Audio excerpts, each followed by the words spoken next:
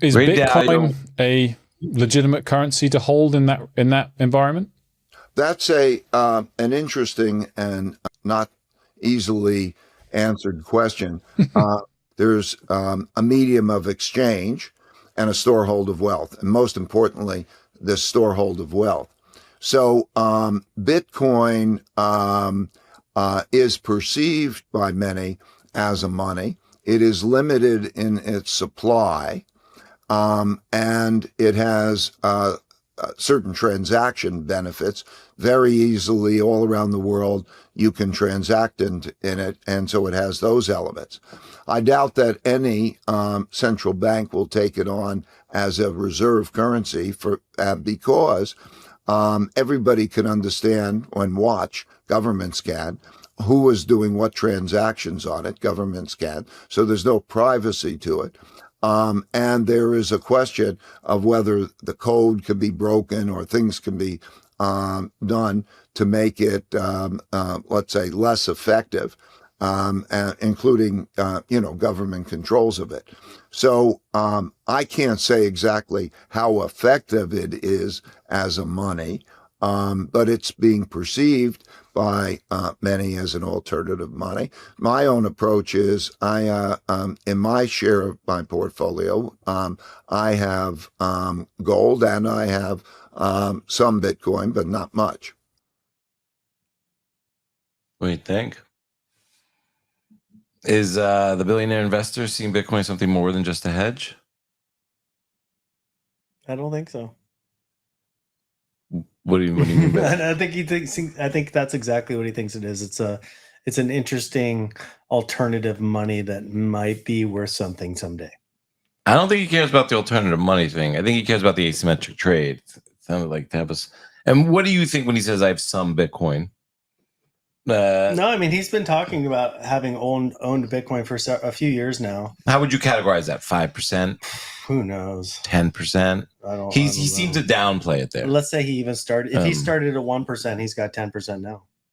Okay. You know what I mean? Right. Unless he kept rebalancing it back. And he could have 35%. He just wants to downplay it. Could be. I think he's right in regards to central banks. I don't see, because the whole point of Bitcoin is to replace the central bank, right? It's privacy for thee, but not for me. They want to have all their transactions shielded and, nobody gets to know what the hell they're doing, where they want to know everything about us. Right. You get a CBDC, they get to move money through the Bank of International Settlements without anybody knowing what the hell they're doing. So yeah, I think Bitcoin in and of itself is an attack against central banking. It may have been specifically created as such. And I think if you're Ray Dalio or anybody who's made a fortune sitting next to the central bank and taking advantage of the fiat system, then yeah, you're always going to be questioning its ability. I think for the rest of us, we're hopeful that this is the replacement. Yeah. Did he seem fully there to you? Fully there? Yeah, like sharp and someone you should be going to for necessarily guidance on this. I mean, I know he's a bellwether sign for a lot of people, but at some point you might lose your edge. Maybe as like an actual like day-to-day portfolio manager, but all the research, everything that he's talking about now is the big cycles and the big transitions that happen during fourth turnings and during monetary resets. That's all historical data that he's curated over his lifetime. Yeah. And so I think for him now, it's just like he could probably explain those talking points over and over and over again without much nuance and be pretty much dead on, because everything that we're living through right now is coming from a history. There's nothing in our lifetime. I think we're going through the pinnacle moment of his work. Yes. I just don't know if he's at the pinnacle of his abilities to interpret what's going to happen next or how it's going to play out. I mean, I've talked to a couple of people that worked with him, and but I'm not trying to throw shade on him. No. They've said we've had conversations that this is the one thing he's missing, is that this Bitcoin injecting itself may mean that becomes a new global reserve asset, neutral reserve money, which means that we don't follow his path right into a Chinese yuan backed system. Right. He could be right about so many things and emotionally married to a particular outcome that he's holding. Yeah. Okay. All right. O'Leary, Bitcoin versus AI in an energy race. As U.S. grids strain under record AI demand, are Bitcoin miners about to lose their power advantage, or will the fight for energy crown Bitcoin as the benchmark for efficiency? Is AI data centers a threat or complement to miners? Sorry. I think it's a complement, and I think you're going to see a marriage here of need and convenience. I think the government's going to declare these assets critical infrastructure at some point. And I think that these companies will be subsidized in the way that Amazon, Google, miners or AI, AI and miners, both, for ability to get transactions into processed, for the ability to secure power for AI, for hash, for all these things, and I think and I think to secure the grid and help the energy grid. Yeah. So while AI might be demanding more energy now and maybe has higher margins for these data centers right now, that changes as Bitcoin's price changes. Yeah, I think Bitcoin miners are like the frontier energy players, meaning they can move portably to the extreme edges of the grid where there's no drive for AI yet, or there's no massive population base yet, but there's a huge resource there that we want to cultivate. I think these Bitcoin miners have that unique ability to be this frontier energy development resource that AI doesn't. Yeah, AI needs to. They're willing to plug into much higher energy. They need to be close to markets. They need to deliver data like right now. So I think a Bitcoin miner that might be like in a big city or in a just plugged into the grid, they might be incentivized to shift towards AI, where pure play Bitcoin miners would be incentivized to go off grid, go further remote, and find the cheapest source of energy and develop those new resources. And so you're probably right. The government would use both of those strategically. So I don't see it as a threat at all.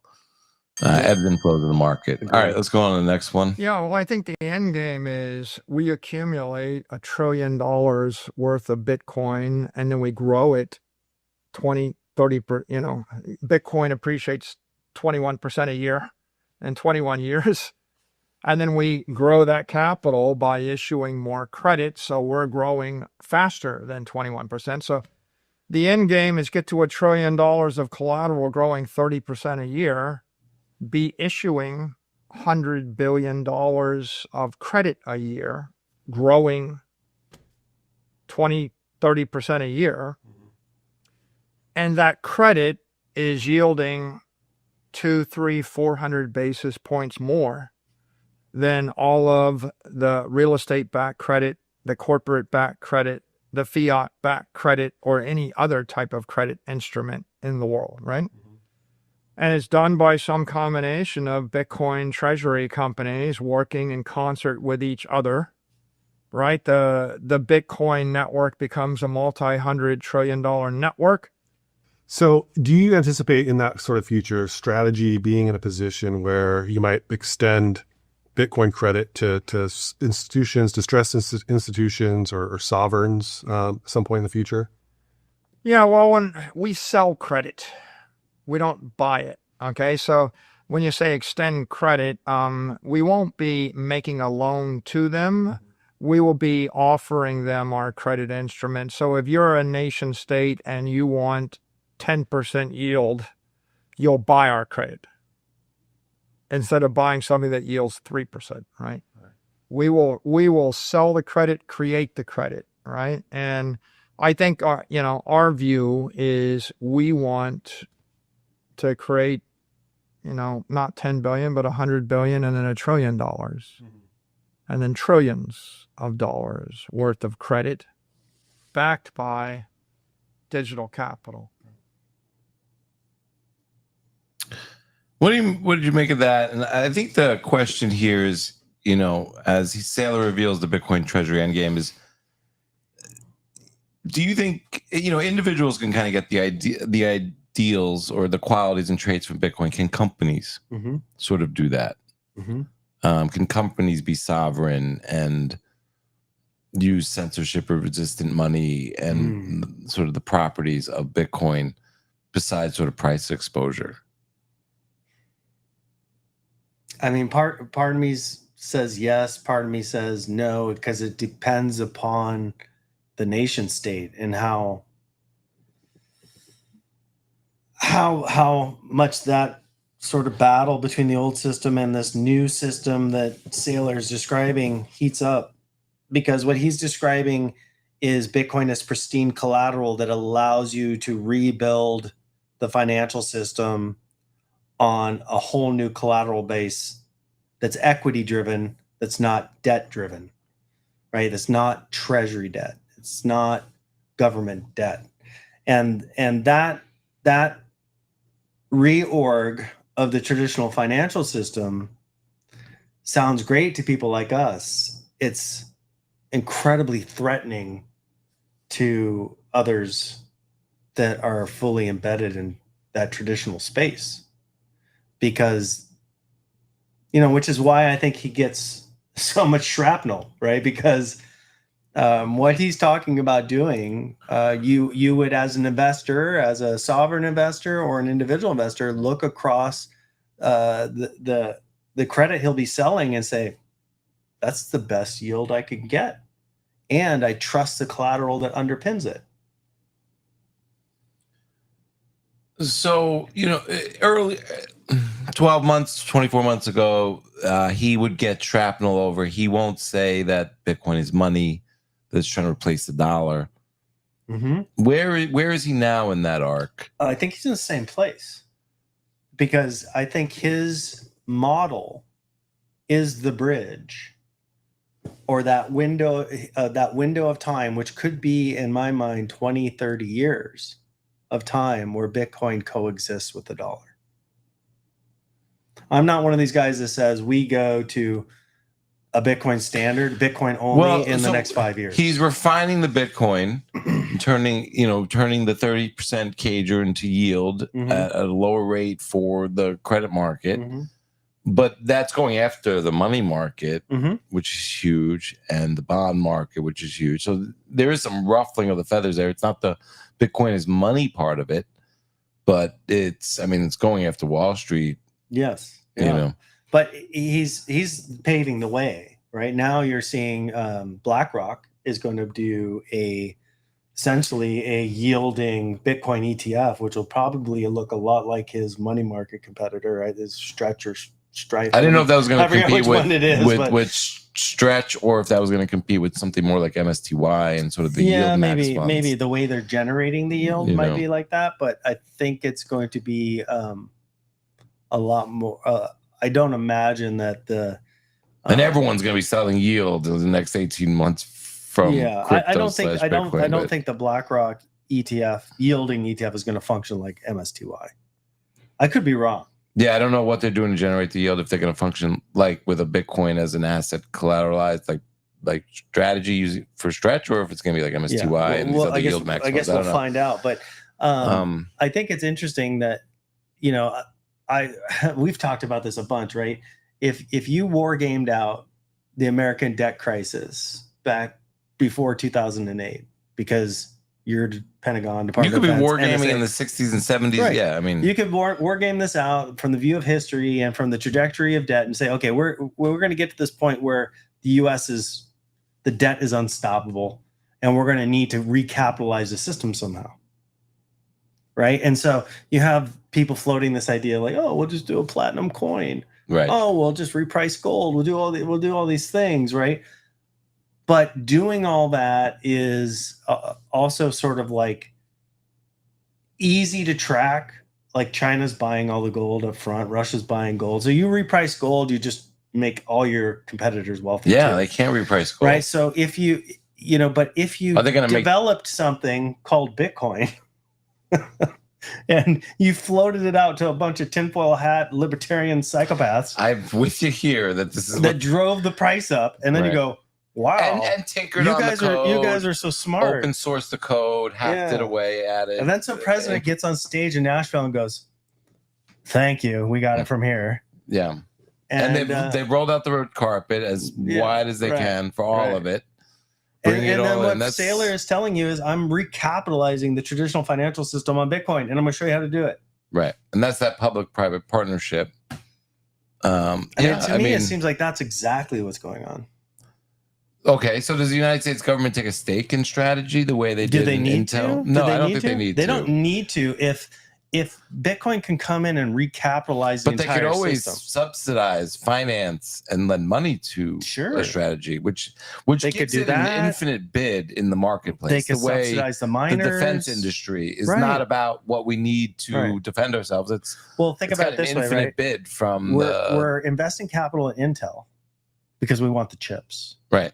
We're going to invest probably capital in AI companies. Probably Marathon and Bitcoin miners. We want to control the AI. Right. We're probably going to invest in nuclear and then subsidize Bitcoin miners with portable nuclear. Right. On and on and on and on. Yeah.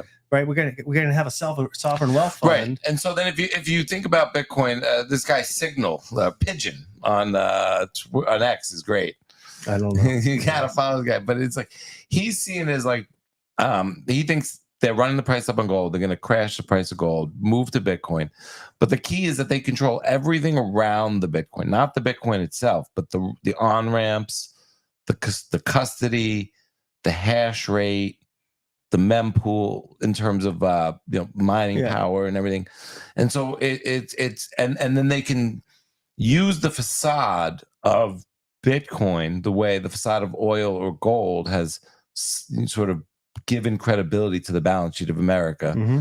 They don't have to own the Bitcoin to get the credibility from owning all the pipes, all the on-ramps, and all the surveillance. Right. I agree. I think what you're like, if I had to rub my crystal ball, I would say, okay, we're gonna let gold keep going to 10,000 plus an ounce while we're building out our Bitcoin empire. We're getting companies that own Bitcoin. We're getting subsidized Americans through their 401ks and ETFs. We're getting it embedded in America. Yep. We're letting gold market just go. China's driving that. Russia's driving. Thank you guys. But then when we go to reprice gold, it'll be because we are about to unleash that new capital into Bitcoin, like Bo Hines described. And they have to move from sort of the lack of credibility around gold to the credibility around Bitcoin and the auditable nature of Bitcoin. That'll come, right? Right. And I don't know if they ever sell the gold. No. I don't think they would ever. They don't need to. They just. I don't think they sell it. I don't think they. I think they could potentially reprice it because it would give them so much collateral in the TGA account. It would just make their enemies richer. It would, and but if they not to sell it, it would make their enemies richer. But if it made us richer, and then we parlayed that into Bitcoin. Jeff Park was going through this math on Pomp Show. I think I saw the clip, and it was. This is Jeff Park's math, but like even if you went from 42 an ounce to 4,000 an ounce, you're only talking like $1 trillion gain. Yeah, it's nothing. It's not anything. It doesn't move the needle. Yeah. It doesn't move the needle. Right. So whereas if you had $1 trillion in Bitcoin, and that goes up, that's why I 10x that moves the needle. That's why I think they let the free market take it to $10,000 an ounce on gold before they convert. Josh is calling for 16K on gold. Okay, there you go.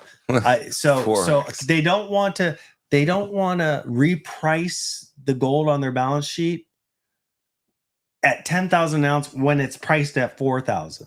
They just want to take it. They just want to market to market. So they want the free market to take it. To market to market, they have to prove they have it. Why? I mean, why? I'm not. Yeah, sure. They don't have to, but it's kind of like, well, who cares if you market to market? Do you have any? Do you have Bitcoin. it? It's not Bitcoin. Right. I think the only thing they need is the central bank who doesn't have to disclose anything to say, yeah, you got it. So you've heard Bitcoin is the new gold rush by now. As world leaders on all sides have endorsed it as the future of money and now you're looking to get started, we'll show you how. It's actually easier than you think. First, go to your nearest Byte Federal ATM and turn your cash to coin. Byte Federal has over 1,200 locations around the country with the highest daily limits. Go to our website, bytefederal.com, to find the nearest ATM to you. Log in to any wallet, then create an account, deposit your US cash, and instantly convert it to Bitcoin. That's it. We are the only US manufacturer and operator in the Bitcoin ATM industry, and our US-based live customer service is second to none. Go on, give it a whirl, and don't get left behind. Click the link below.